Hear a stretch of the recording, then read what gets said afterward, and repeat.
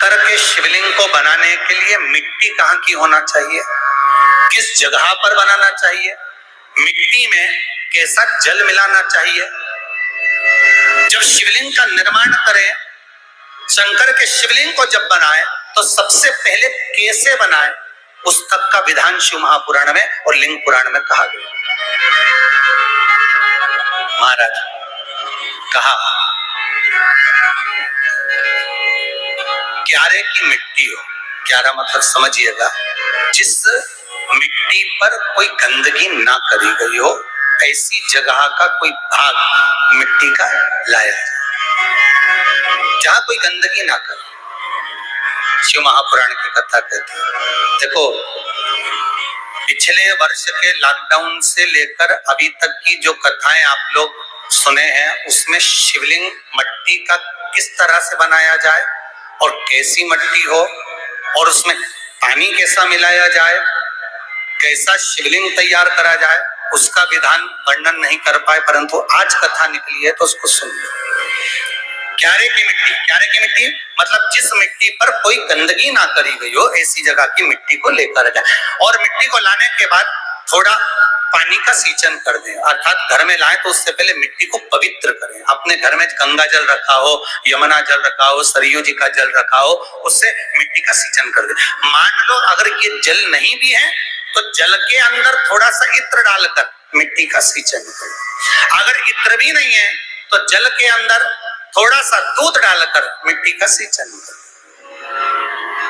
दूध भी नहीं है तो एक बेलपत्री जल के अंदर डालकर उस पानी का सिंचन। बेलपत्र भी नहीं है, पीपल का पत्ता डालकर उसका सिंचन कर दे। और मिट्टी पर घर में लाते से ही, ये नहीं कि मिट्टी आज लाए और तुमको शिवलिंग कल बनाना है, तो मिट्टी अगर एक दिन पहले लाए हो, 2 दिन पहले लाए हो, 4 दिन पहले लाए हो, तो उसी दिन जल का सिंचन होना चाहिए। ये नहीं कि जिस दिन बनाएंगे उस दिन सिंचन होगा। मिट्टी पर पानी का छींटा, सिंचन भले ज्यादा मत डालो पर छींटा तो उस दिन लगा देना चाहिए जिस दिन घर में मिट्टी लेकर आए हो, जिस दिन लेकर। फिर भले तुम शिवलिंग 15 दिन बाद बनाओ, 8 दिन बाद बनाओ, 10 दिन बाद बनाओ, 3 दिन बाद बनाओ, और उस समय पर मिट्टी का सिंचन उस समय हो जाना चाहिए।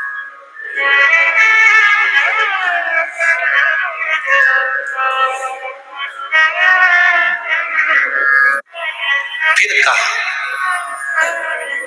जिस दिन शिवलिंग का निर्माण करो उस दिन प्रातः में अगर आप शिवलिंग बना रहे हैं तो ब्रह्म मुहूर्त में मिट्टी को गला दो।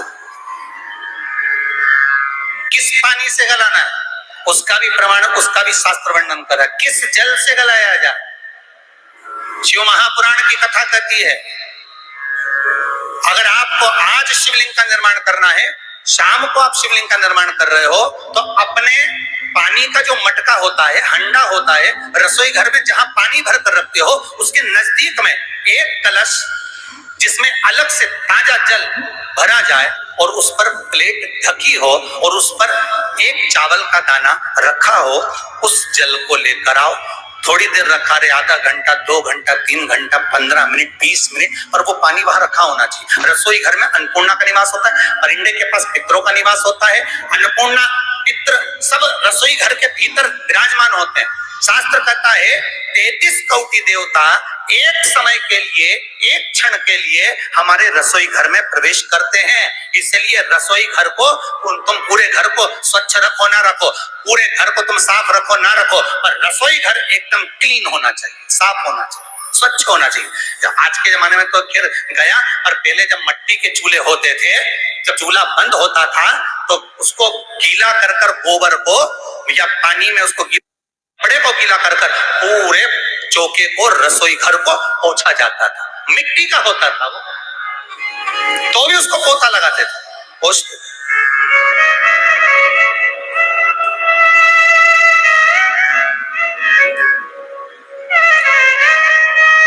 तो पहला क्रम है पार्थिव शिवलिंग का निर्माण। सावन के महीने में अगर आप शिवलिंग बनाते हैं, सोमवार को शिवलिंग बनाते हैं, तो नियम ध्यान रखिएगा महाराज, लिंग पुराण से है ये, इसका नियम ध्यान रखिए। क्या करना है, मिट्टी को लाना है, जल का छींटा देना, छींटा जरूर देना है, घर में लेकर आए और जल का छींटा होना जरूर।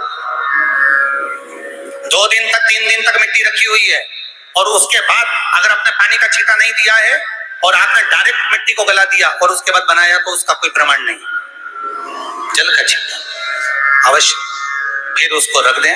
15 दिन बाद बनाओ, 4 दिन बाद बनाओ, 3 दिन बाद बनाओ, 2 दिन बाद बनाओ। शिवलिंग जब बनाओ तब उस मिट्टी को, जो कलश आपने रसोई घर में रखा है चावल का दाना रखकर प्लेट के ऊपर, अर्थात उस कलश का जल उस मिट्टी में थोड़ा सा डालिए। क्यों डाला जाता है उसका भी भाव वर्णन किया है। अब भविष्य पुराण, स्कंद पुराण और अग्नि पुराण, इन तीनों से ले लिया गया।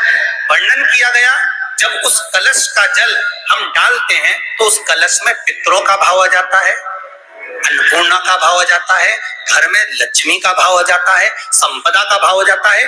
पूरे 24 घंटे के अंदर एक क्षण के लिए रसोई घर में 33 कोटि देवता आते हैं, तो वो देवता का सारा भाव उस कलश के अंदर आ जाता है। और वो जल जब हम उस मिट्टी में मिलाते हैं तो गंगा, यमुना, सरयू, सरस्वती, ये 33 कोटि देवता में, तो इन सब का आनंद उस जल में आ जाता है। और वो जल जब हम मिट्टी में मिलाते हैं तो मिट्टी पवित्र हो जाती है, स्वयं कैलाश अधिपति को स्वीकार करने के लायक हो जाती है, निर्मित करने के लायक हो।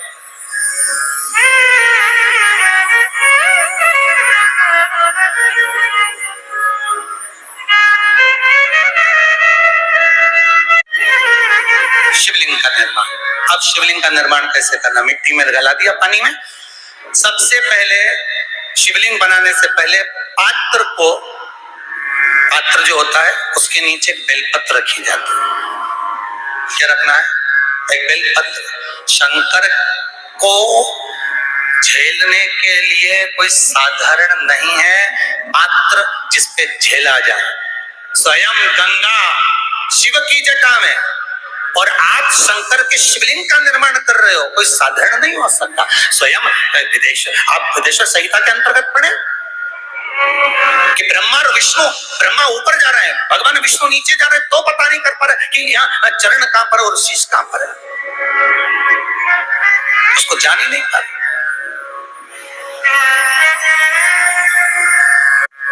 बस एक बेलपत्र,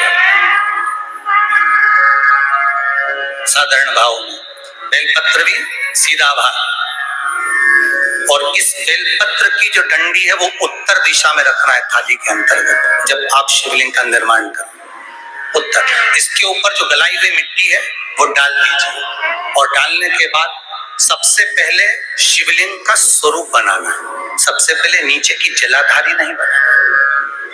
क्या बनाना है? शिवलिंग का स्वरूप बनाने के बाद उसी शिवलिंग के पास में और मिट्टी डाल लीजिए, फिर जलाधारी का निर्माण, फिर जलाधारी।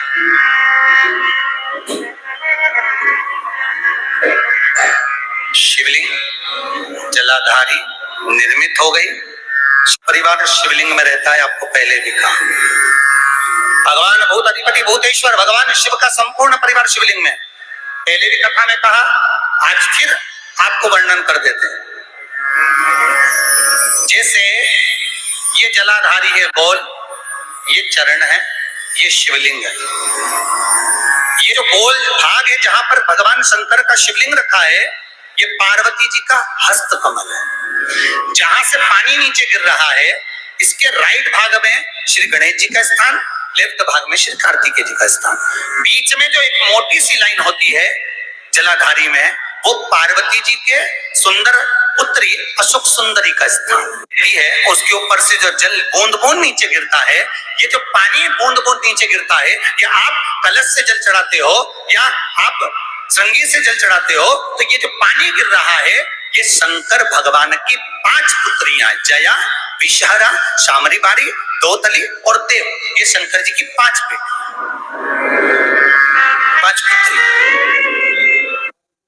ये 2 महीने के श्रावण में अगर मान लो एक दिन आपका निकल भी गया, 2 दिन आपके छूट भी गए, कोई दिक्कत की बात नहीं।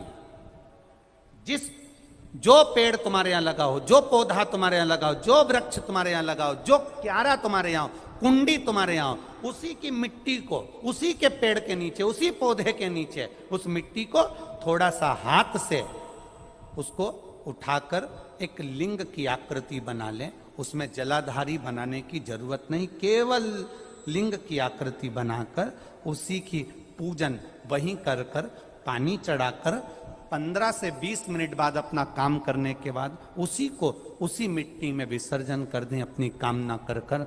देव अधिदेव महादेव 2 महीने के बाद क्या देगा ये वही जान सकता है।